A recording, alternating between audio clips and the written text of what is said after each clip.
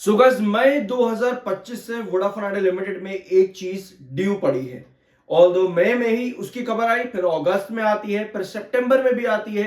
अब आज एक अपडेट और है, लेकिन कंपनी की तरफ से क्लैरिफिकेशन आना जरूरी है क्योंकि ये अपडेट सोर्सेज की तरफ से।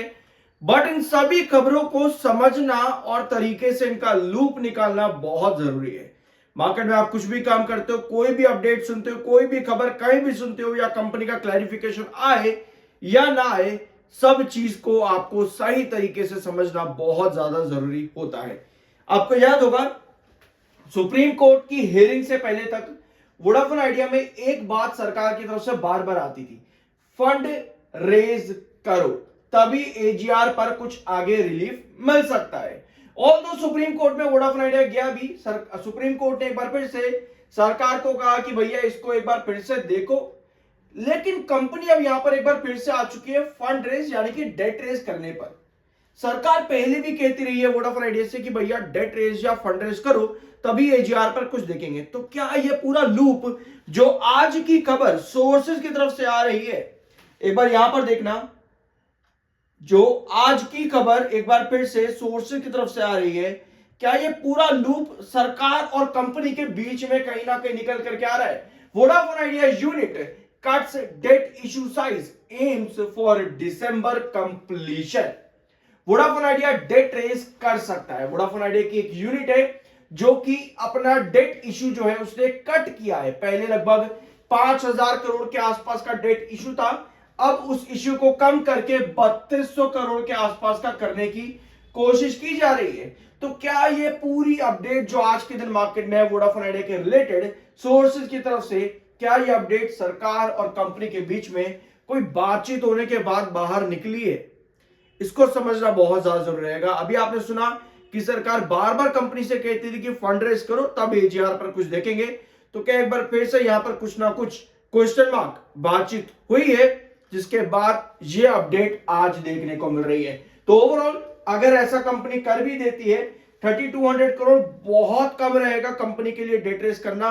और इस अमाउंट को कंपनी ये भी बता रही है कि कंपनी इस अमाउंट को फंड करेगी अपना एक्सपेंशन करने में। ऑल्दो 3200 करोड़ बहुत कम होता है एक्सपेंशन के लिए भी, पर देखते हैं आगे यहां पर क्या होता है। ठीक है, तो इस फंड रेज का जो अप्रूवल है वो भी डिफरेंट तरीके से होगा और इसके साथ में ये दिसंबर तक आपका पूरा अप्रूवल होने के चांसेस है। ये पूरा जो प्लेसमेंट रहेगा ये दिसंबर के महीने तक देखने को मिल सकता है और लगभग लगभग 5-5.5 साल के अंदर ये पूरा टाइम पीरियड कंपनी ने बताया है। ठीक है, apart from this company funding पर काम करेगी, ये बात भी कंपनी ने यहां पर बताई है।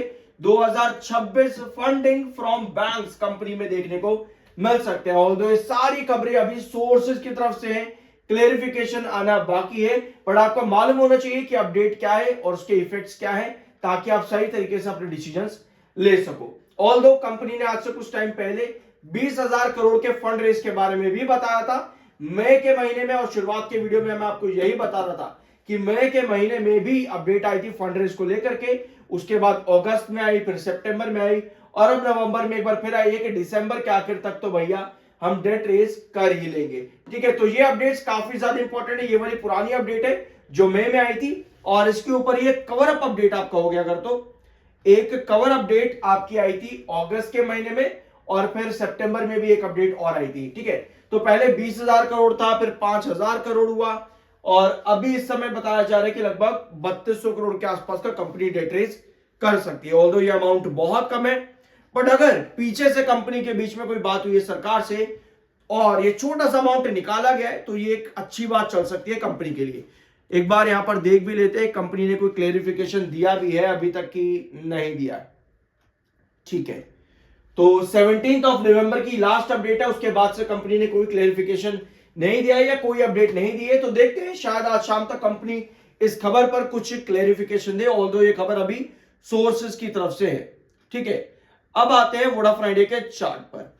तो ये है वोडाफोन आइडिया का चार्ट और कोई पॉजिटिव खबर ना आने की वजह से और कोई नेगेटिव न्यूज ना आने की वजह से वोडाफोन आइडिया आपकी इसी रेंज पर है, 10.40 से लेकर के 9.40, जो हम पिछले काफी वीडियो से डिस्कस भी कर रहे हैं। 11.20 इसका क्रूशियल रिस्ट्रिक्शन है, 11-20 क्रूशियल रिस्ट्रिक्शन है। ये लेवल टच हुआ था आपका और वहीं से आपकी ये करेक्शन चली है। हमें कुछ पॉजिटिव चाहिए, डेफिनेटली हमको कुछ पॉजिटिव चाहिए। अब अगर ये अपडेट सोर्स की तरफ से है और कंपनी इस पर क्लेरिफाई करती है कि भैया ऐसी कोई बातचीत नहीं है, तो ये एक नेगेटिव सेंटीमेंट क्रिएट हो जाता है वोडाफोन आइडिया के लिए। ठीक है, यहां पर कहें स्टेबलाइज 10.40 से 9.40 की ये रेंज है, तो कंपनी ने अपनी तरफ से तो कुछ किया नहीं है या सरकार की तरफ से कुछ नेगेटिव या पॉजिटिव नहीं आया है, तो स्टिल वोडाफोन आइडिया अपनी इस रेंज के कंसोलिडेशन पर ही देखने को मिलेगा। दिसंबर का महीना और आपका मार्च 2026 बहुत इंपॉर्टेंट है आने वाले 3 से 4 महीने वोडाफोन आइडिया लिमिटेड के लिए, क्योंकि यहीं पर ही पॉसिबिलिटीज है, रिपोर्ट्स काफी सारी मार्केट में कि एजीआर पर कुछ बातचीत हो सकती है या कंपनी फंड रेज कर सकती है, जैसा अभी आप लोगों ने अपडेट देख लिया सोर्स की तरफ से। ठीक है, तो ये कुछ अपडेट्स है वोडाफोन आइडिया लिमिटेड में। कुछ पॉजिटिव आता है तो 10.40 को ब्रेकआउट करता हुआ वोडाफोन आइडिया वापस से 11.20 पर आएगा। कुछ नेगेटिव आता है तो 9.40 की तरफ वोडाफोन आइडिया गिर जाएगा। ओवरऑल ये पूरी रेंज आपकी जो है ये किसी अपडेट के ना आने पर है, बट कुछ नेगेटिव अगर आपका बनता है तो आपका बेस लाइन टूट जाता है 9.40 का, जिसके बाद नेक्स्ट बेस आपका बनता है 8.60 पे, नहीं 8.90 की रेंज है ये 8.90। ठीक है, ओवरऑल ध्यान से समझने की बात यह है कि वोडाफोन आइडिया ने अभी तक जितना भी ये रन दिया है 9.40 से लेकर के 11.20 तक का, ये सब स्पेक्यूलेशन था एजीआर के रिलीफ पर, जो कि कोई अपडेट अभी तक नहीं है सरकार की तरफ से। एक बार सरकार की तरफ से कोई अपडेट आती है तो वोडाफोन आइडिया आराम से 11.20 को कवर अप कर सकता है।